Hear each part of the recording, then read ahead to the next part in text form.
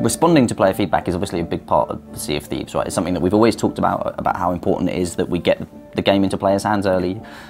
We can start testing features and testing how things are going. We're very much still building that core feature set. So although we're in that technical alpha phase and we're very much testing the kind of early game loop, we're very much looking at, are the features behaving as we're expecting? And as long as they broadly are, we're like, cool, great. Yeah. And we're moving on to building the next part of the core feature set and the next part. And so as the project moves forward and that feature set fills out, the kind of the balance of how we deal with feedback and how we prioritize it is probably going to start skewing a little bit towards more and more kind of feedback orientated and player orientated. Yeah, so after I've collected feedback of what people are saying in the forums, or like condense it down into specific feedback points, like someone said the blunderbuss is too slow to reload, based on like the amount of people that have agreed with a certain piece of feedback, or have responded to that piece of feedback. We have an intensity number, and then we'll go back into the database of all our tasks, and then we'll add a feedback item, and that will have an intensity number attached to it. So based on that, we can have, say the designers, for example, they can then look at that and say, okay, so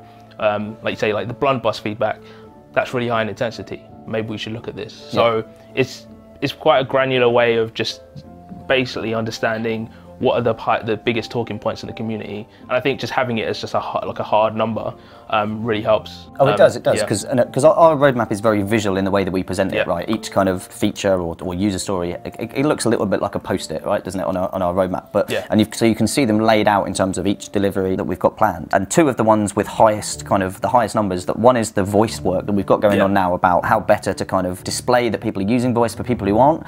Like we can give them feedback as to why, if they've not got a mic plugged in, or their mic's not functioning properly, or whatever, or they're not set up. On the other hand, there's the non-verbal communication system has almost equal amounts of points, I think, right? Its intensity, and and it's our skill as developers to kind of go, what's our priorities, what are the things we feel are most important at this stage to kind of go ahead and prioritize, and that's probably one of the most challenging, and has a lot of debate internally in the studio, right? But it's really cool that we've got this system that allows us to see that it's important, so we'll never forget, because it's got this big flashing number on it, right? Exactly. So, it's true. Probably a month or two ago now, in the forums where people felt we weren't being open and transparent enough, so we did a post about one of the top talking points, which was the personal combat. And actually recently Mike Chapman, our lead designer, did another post about first versus third person, and the kind of design thinking behind why we want to go first person, why the immersion is so important to us. That's very much based on feedback from the community, right? About like how we're interacting, the kind of information we're sharing. And I think there's been a really positive reaction to both of those posts, and it's definitely something we want to do moving forward, right? That's quite an easy way for us to actually get out there and reach a broad set of people and answer some of the top talking points, right?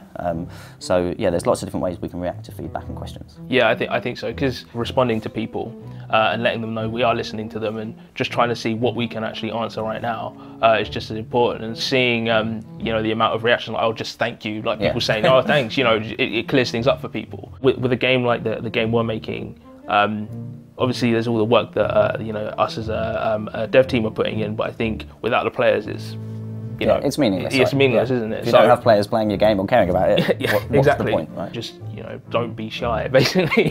Just send your feedback. It can be on our videos, it can be on the game.